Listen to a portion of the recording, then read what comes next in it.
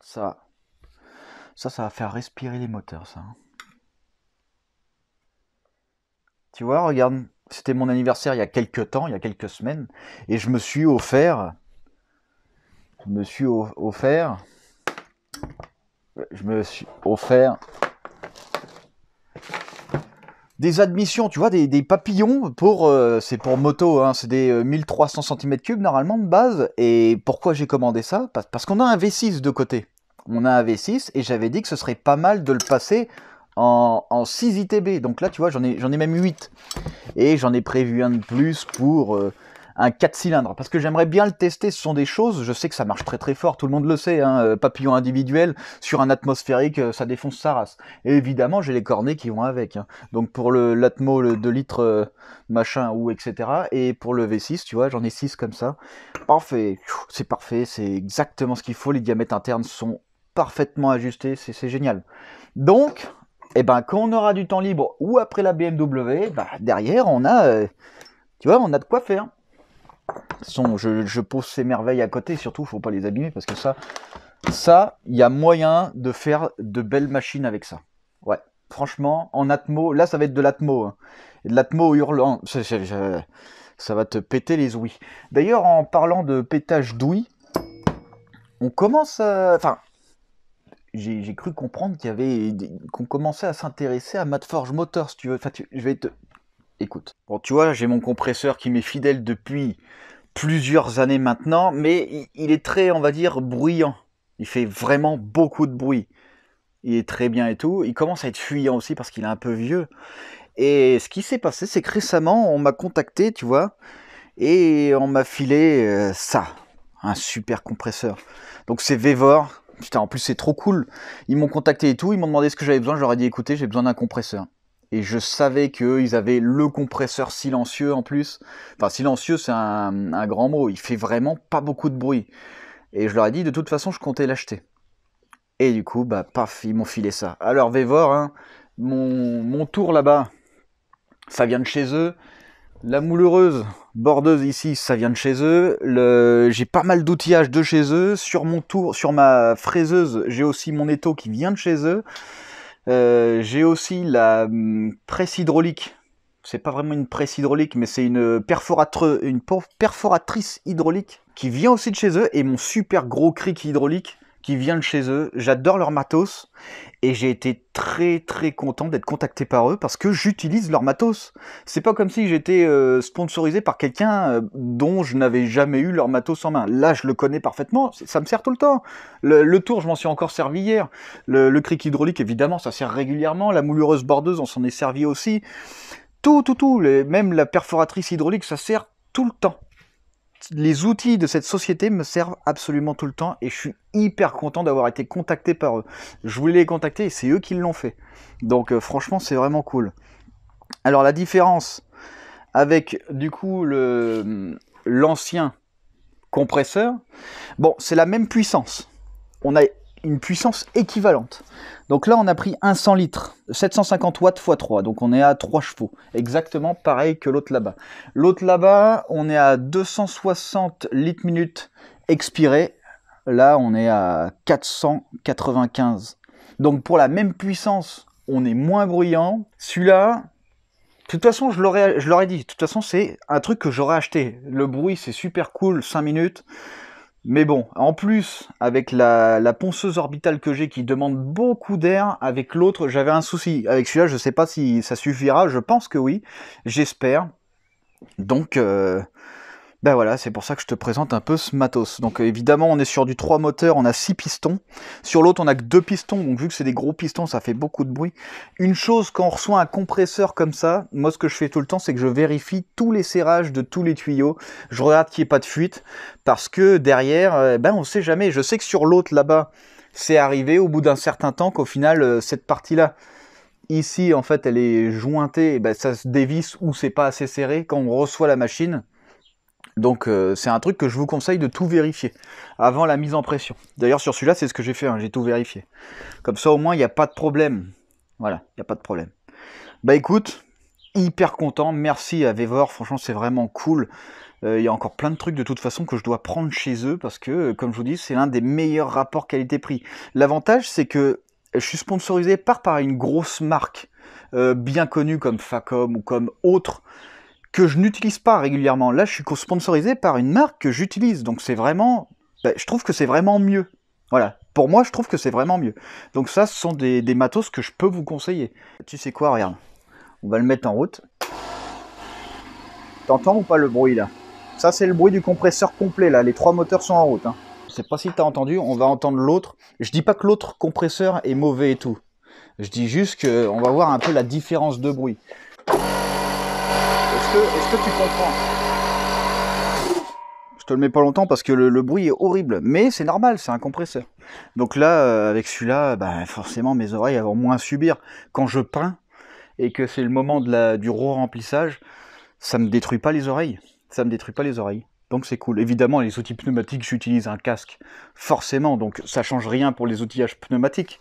Mais pour peindre, ce sera vraiment chouette.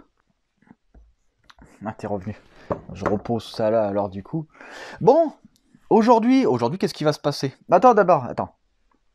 D'abord, écoute, tu vois, c'est vraiment cool que une société comme Vevor s'intéresse un peu au faible Matforge Motor, un peu nulos, si tu veux. Donc c'est quand même cool, surtout que j'ai beaucoup de leur matos, comme je te l'ai dit. Et tu vois, le compresseur, hyper silencieux, c'est super bien. Alors, entre l'air expiré et l'air aspiré, il y a quand même une différence. C'est pas parce que il expire plus d'air qu'il va absorber plus d'air que l'autre, admettons. Mais en tout cas, il est silencieux et c'est le gros point positif. Et aussi, c'est sans huile, donc il n'y a pas l'entretien à chaque fois. Faut que tu vides ton huile, faut que tu vidanges, parce qu'au bout de 50 heures, tes cylindres s'usent, etc. Bref, c'est super chiant. Là, c'est sans entretien. Faut quand même vider par-dessous, tu vois. Tu vides un peu ton humidité, parce que forcément, l'air ambiant est humide, et quand tu compresses l'air ambiant, tu crées de l'eau, tu vois. Tu crées, quand tu as de l'humidité, si tu veux que tu compresses l'air, il se crée, il y a de l'eau. Écoute, c'est simple.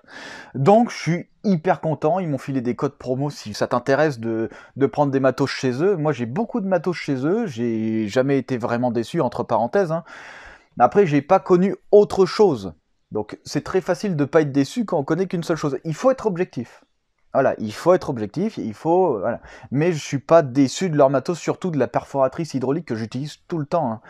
Ça, c'est sûr. Écoute, ce qu'on fait, on continue sur la 205. Aujourd'hui, il va falloir installer le radiateur d'eau, le réservoir d'essence et le réservoir tampon. Enfin, il y en a qui me demandent dans les commentaires depuis pas mal de temps. Enfin, oui, on va parler de comment installer le circuit carburant aujourd'hui. Même si au final, tu vas voir. Ah, bah écoute, j'ai envie de partir sur le radiateur d'eau. Voilà, j'ai envie de faire ça. Parce que il y a des choses, des fois, que tu as envie de faire avant d'autres. Donc c'est pour ça que je le fais. Il n'y a pas de raison spécifique. Parce que le radiateur d'eau, de toute façon, quand je l'aurai installé, avant de faire la tuyauterie, ce sera obligatoire de faire le réservoir. Mon réservoir a une certaine place, mais il faut que mes conduits, ils arrivent jusqu'à l'arrière du véhicule. Donc ils doivent passer par le tunnel de transmission qui se trouve ici. Donc forcément, normalement, dans l'ordre réel, je devrais faire l'emplacement du réservoir, sauf que j'ai pas envie. Voilà, il y a des choses dans la vie que t'as pas envie de faire. Vu que moi, je peux faire autre chose en attendant, ben c'est ce que je vais faire. Je vais faire autre chose, qui fait que ça me donne encore plus envie de travailler. C'est ça le secret.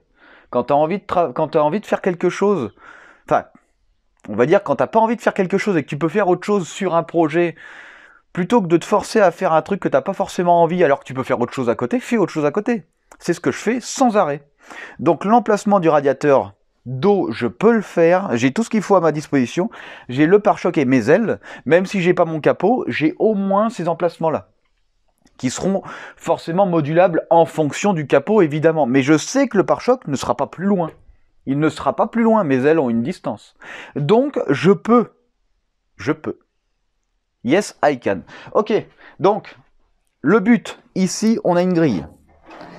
Cette grille, c'est possible qu'elle ne suffise pas. Alors, elle suffit pour tout le monde, mais peut-être pas pour moi, voilà, parce que moi, je suis un peu chiant. Donc, ce que je fais, hop, ce que je veux absolument, c'est pouvoir passer mon radiateur avec les tuyaux vers le bas, Moi, c'est ce que je veux.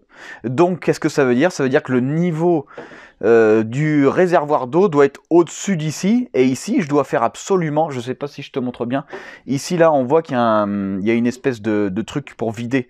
Bah, ici, en fait, je vais mettre un tuyau qui va directement en haut du réservoir d'eau. Comme ça, c'est pour évacuer l'air et surtout bah, pour pouvoir faire monter le niveau d'eau. Forcément, si je bouge tout et que j'envoie l'eau dedans, si l'air peut pas s'évacuer, l'eau elle montera pas plus haut que ça, hein. Donc, je vais décider d'une hauteur. Évidemment, plus le radiateur d'eau est bas, plus le centre de gravité il est bas. Il n'y a pas de secret. Ce que je veux absolument, c'est que l'air puisse s'évacuer par le haut du capot, puisqu'on a un capot T16. Donc, mon radiateur sera penché. Voilà, parce que je l'ai décidé comme ça. J'aurais pu faire un radiateur droit, mais je veux qu'il soit penché pour pouvoir faire une circulation d'air du bas vers le haut, tout en, vous voyez, ici, le mieux c'est que ce soit, on va dire, parallèle par rapport à l'air qui arrive. Donc si je mets mon radiateur droit, l'air arrivera droit, mais partira comme ça. Moi, ce que je veux, c'est que l'air remonte. Donc, je vais faire en sorte de respecter un certain angle en fonction de l'arrondi que je vais mettre. Alors là, ça va être un peu approximatif parce que je n'ai pas le capot, malheureusement. Donc, ce que je vais faire, c'est que déjà, mon radiateur d'eau, je vais essayer de le rapprocher un peu plus. Je vais essayer de le rapprocher un peu plus. Évidemment, plus je suis éloigné des axes, comme à chaque fois je te le raconte, plus le poids, il est en porte-à-faux. Ça, oui, ça fait 150 fois que je t'en parle. Mais il faut aussi qu'on ait de la place pour pouvoir évacuer l'air, et surtout sur le capot, il me semble que la sortie d'air, elle n'est pas plus loin que ça, hein. Donc ça veut dire qu'il faut que je crée un arrondi en fonction de la sortie d'air qui est très très proche de l'avant. Il faut que je penche le radiateur, mais en même temps, il faut que mes conduits puissent passer sans toucher à ces tuyaux, parce qu'on a la colonne de direction aussi, enfin on a la colonne de direction et on a la crémaillère, du coup il faut que je puisse faire un 90 degrés, et ici pareil, pour pouvoir décaler de ces emplacements, je ne peux pas faire passer les tuyaux, ici ma crémaillère de direction prend 100% de la place basse. Une fois que tu as pensé à tout, tu es paré pour bosser. Donc là, c'est simple, je vais découper l'acier qui sert à rien, là on s'en fout complet, je vais essayer de trouver une position parfaite. Une fois que j'ai ma position parfaite, je vais créer des maintiens. Une fois que j'ai des maintiens, paf, paf, je vais créer des fixations. Et une fois que j'ai mes fixations, j'ai mon emplacement. Une fois que j'ai mon emplacement, j'ai mon emplacement.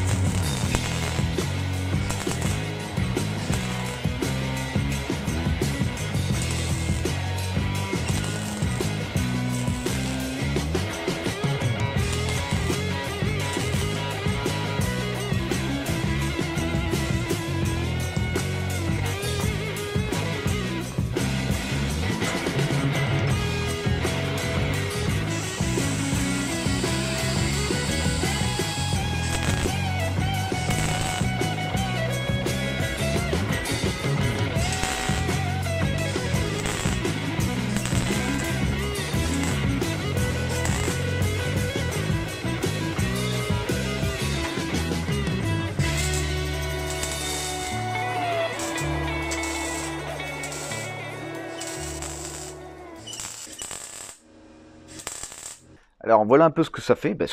Enfin, voilà un peu ce que... Il faut ce mec. Donc voilà un peu ce que ça donne. Et ben après le montage de l'emplacement du radiateur, il y a la chef qui gêne un peu, mais il faut la laisser là parce que je m'en sers pour soulever la voiture au niveau du plafond pour que je puisse souder par-dessous. Enfin, j'ai déjà fait, mais bon voilà. Alors, je te spoil un petit peu en même temps. D'abord, on va finir. Tu vois ici, ce sont les maintiens de pose. C'est posé là-dessus, sauf que l'aluminium, directement sur de l'acier, c'est pas terrible. Donc là, si tu veux, j'ai de la feuille de caoutchouc qui est un peu rouillée. Enfin bref, on nettoiera ça. Mais en gros, si tu veux, je vais faire des petits carrés que je vais coller directement dessus pour pouvoir maintenir correctement le radiateur pour pas qu'il se déchire entre parenthèses ou qu'il s'abîme. Alors qu'est-ce qu'on a de nouveau par rapport à ce que je t'avais déjà montré de la dernière fois ou d'une autre fois ou je sais plus? Ben oui, alors normalement le capot, comme je te l'ai dit, là je le reçois aujourd'hui. Aujourd'hui, ça c'est vraiment cool. Enfin ça c'est dans la théorie du complot, hein, tu sais. Donc, notre crémaillère, ça évidemment, on verra, parce qu'il y aura tout un épisode complet de plein de choses. Il y a eu 4 ou 5 fois la modif, il y a eu aussi le réducteur, donc merci Dany, un abonné qui m'a filé ça. Grâce à lui, ben, ça nous fait économiser, je crois que c'est quasiment 300 €, cette pièce, c'est énorme. Donc tout est fait sur mesure. Donc là, c'est simple, hein, je te expliquerai... le jour où on fera la crémaillère, mais en gros, si tu veux, le volant, il faisait pas assez de mouvement. Voilà. En gros, en un demi-tour, on tournait totalement à droite, et en un autre demi-tour, on tournait totalement à gauche. On n'avait qu'un seul tour entier de volant pour la droite max et la gauche max. Donc ce truc-là nous permet de multiplier par 2 nos tours volants. Tu vois? Donc en gros, c'est un augmentateur. C'est un réducteur, mais mis dans l'autre sens. Donc c'est un augmentateur. Évidemment, on passe très très près des mètres cylindres, donc rallongement des hauteurs des réservoirs. Et en plus, de toute façon, ces étriers-là sont super chiants parce que les réservoirs sont beaucoup trop proches, ils se touchent. Et c'est insupportable. Donc, c'est ce qu'il y a de mieux à faire, si tu veux. Et après, l'embrayage, bon ça, on s'en fout complet. Donc là, on est pas mal. Ce qu'on va voir juste après, ça va être les emplacements pour le radiateur, pour le réservoir d'essence, tu vois, ici, le réservoir tampon là, dans ce qu'on va faire dans 10 secondes.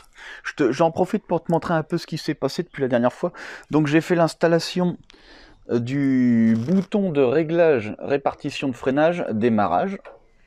Ici, coupe-circuit, clac, juste en dessous, enfin juste à côté du frein à main hydraulique. Il faut que je m'occupe aussi de la tringlerie, important. Qu'est-ce que j'ai fait d'autre? Ah oui, j'ai fait une chose hyper importante, ça c'est un truc. Tu vois en haut là, le petit carré là, creux. Tu vois le truc là. Et ben en fait, pour pouvoir souder mon arceau, j'ai été obligé de creuser le toit. Tu vois. Ensuite, il a fallu que je remodele la carrosserie parce qu'évidemment, vu que c'est une plaque de tôle à la noix, ça se déforme en 5 minutes dès que tu sautes dessus. Donc là, il a fallu travailler un peu tout ça. Mis à part ça, si, j'ai fait aussi l'installation des ceintures, tu vois. Hop, ceinture là, là, et au centre. Des ceintures. Bah écoute, voilà, je peux pas te spoiler plus. Les maintiens pour le pare-choc arrière, évidemment, avant de découper pour éviter la déformation totale de la carrosserie. Hein. Ça, faut absolument y penser. Et après, tout le reste, il est ici, hein, écoute. Donc, on continue. Il me semble, dans l'ordre chronologique, qu'on s'occupe du réservoir et du réservoir tampon du système complet de...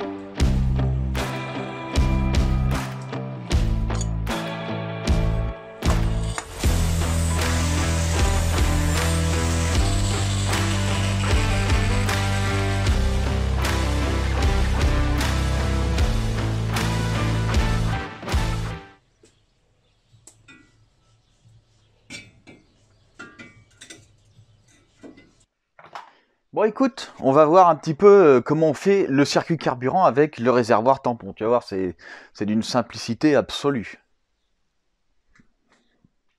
Oui, si. Bon, ça c'est le circuit frein de la semaine dernière. Si tu veux savoir comment on fait le circuit frein, ah, trop tard. Faut aller voir la semaine dernière, il y avait un épisode dessus.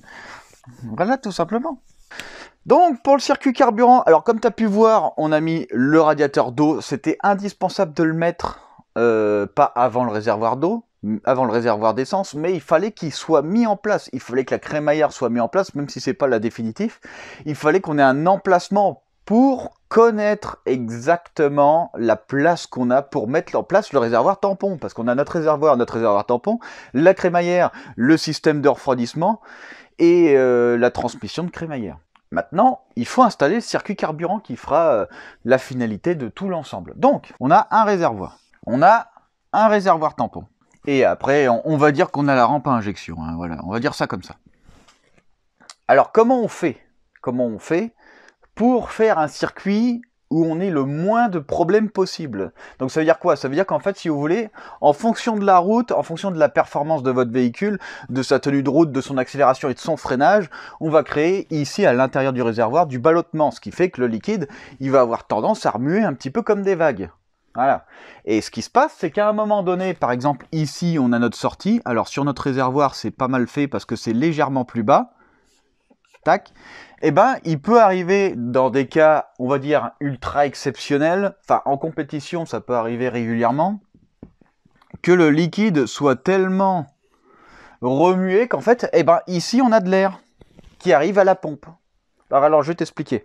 Je vais te faire le schéma simple. Donc, sur un schéma standard de véhicule, on a deux trous. Hein. Donc, voilà. On en a, en fait, si tu veux, vu de face, ils sont comme ça. Donc on a deux trous. Ces deux trous, il y en a un qui va directement à la rampe.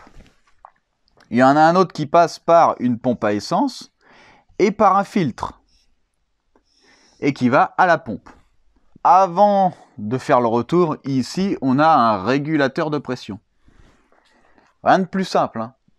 Par contre, ce qui se passe, comme je t'ai dit, en fonction du ballottement, on peut avoir de l'air qui rentre à l'intérieur. Si on a de l'air qui rentre ici, notre injection injecte de l'essence et de l'air, ce qui fait qu'en fait notre rapport volumétrique, notre rapport stoichiométrique, pardon, eh ben, il va être trop pauvre. Et plus on est pauvre, et plus on fait chauffer les cylindres. Et si on est trop pauvre, on peut casser des trucs, surtout à haut régime, hein. Donc là, en compétition, évidemment, c'est pas le top. Hein. Sur route standard tous les jours, hein, tu déjauges jamais. Hein.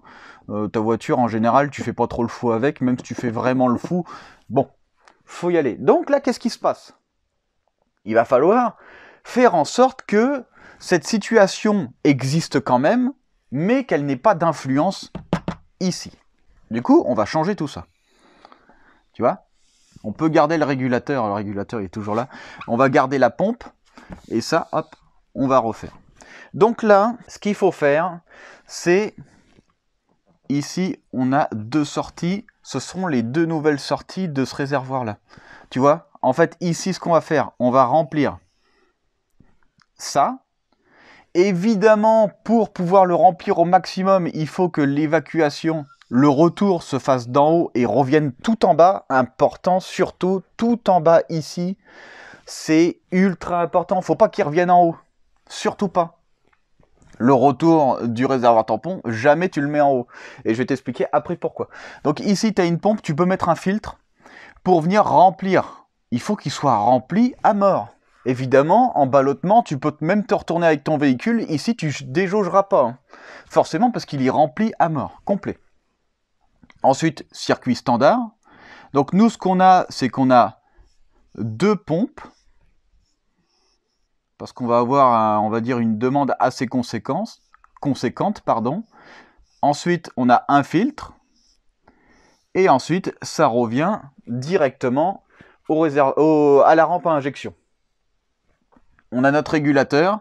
Et le retour se fait à ce niveau. Voilà. Donc, alors, quel est l'important de tout ça? Comment... voilà, qu'est-ce qu'il faut faire? Qu'est-ce qu'il faut faire attention? Qu'est-ce qu'il faut savoir?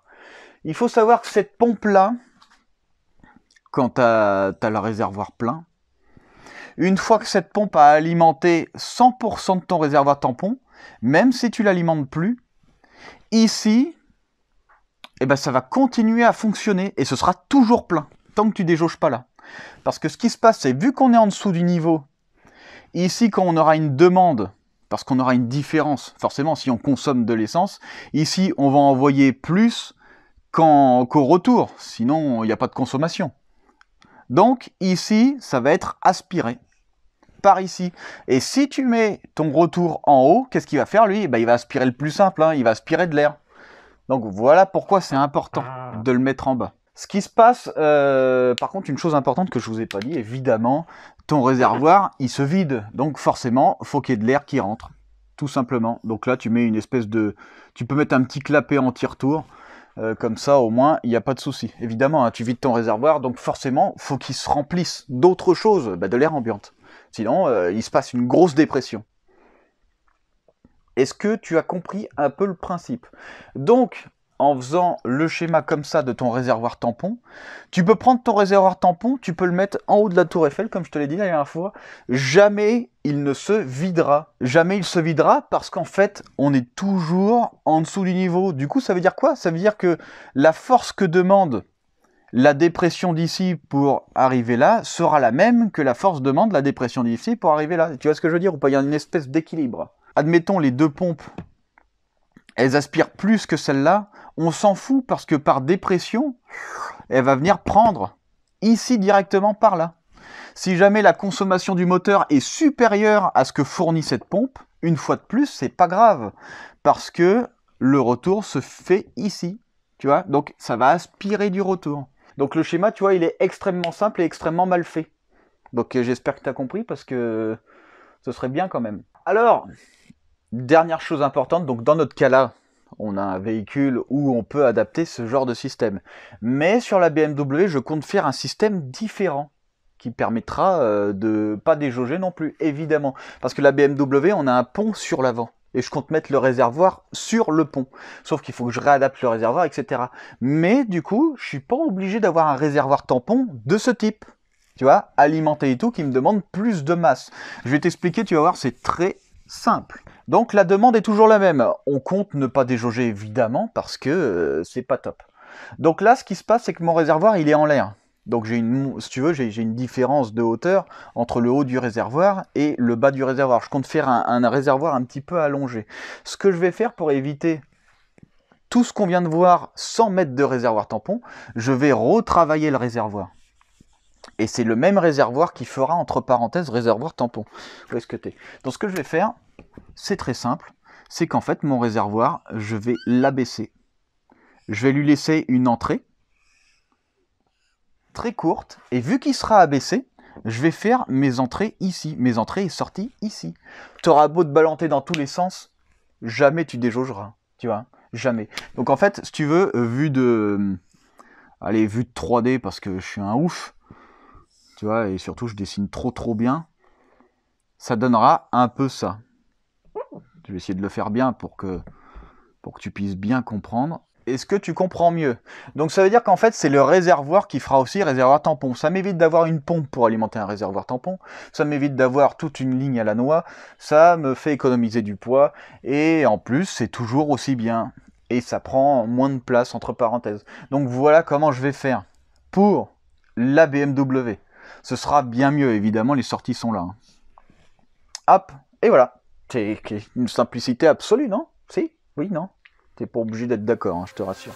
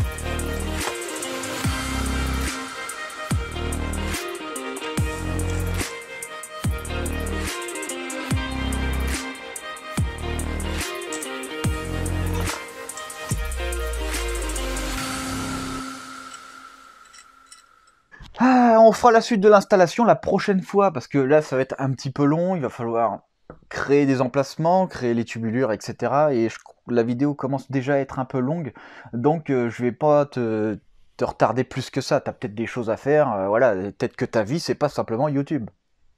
Hein? Si? Bah, ou TikTok. Bref, écoute, ça se passe bien. Le capot, on en parle toutes les semaines, parce que c'est quand même une sorte de... Le capot, il est arrivé. Alors, pas pour moi, mais normalement, quand tu regardes là maintenant, il est arrivé, puisque la livraison, c'est mardi. Moi, je suis lundi, moi, comme d'habitude. Tu commences à le savoir depuis que je te le répète chaque semaine, que moi, je suis pas dans le même jour que toi, mais ça devrait aller. Du coup, normalement, il est là, et s'il est là, la construction de l'avant est faite pour cette semaine. Mercredi, j'ai des rendez-vous de prévus, donc je pourrais pas travailler.